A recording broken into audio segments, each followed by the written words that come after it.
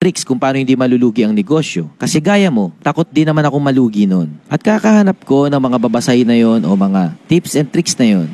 Hanggang ngayon, wala pa rin naman ako nakikitang isang sistema o step by step o ultimate guide kung saan magiging fail-proof ang isang negosyo. Kakahanap ko ng bagay na yon, napatunayan ko na walang ganun. At looking back, nakita ko na wala naman akong nakitang step by step kung paano magnegosyo. Bagkos kung may opportunity sa aking harapan, sinusunggaban ko lang yun.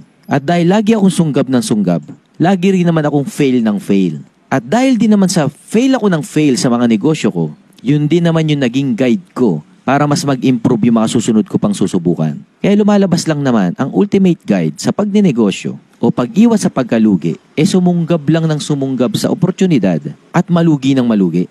Yan lang ang tips and tricks na kailangan sundan ng mga gusto magnegosyo at mga gusto magtagumpay sa negosyo. Yung tanggapin mo sa sarili mo na hindi mo na kailangan ng step-by-step na guide mula sa iba o mula sa kung kanino pa man.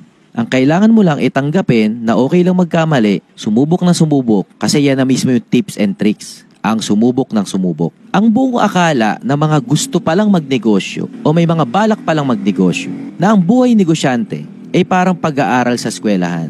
Na pag nag-review ka ng nag-review, na nag-aral ka maigi, papasa ka at hindi ka babagsak. Hindi totoo yun mga kasosyo. Ang totoong buhay ng entrepreneurship, the more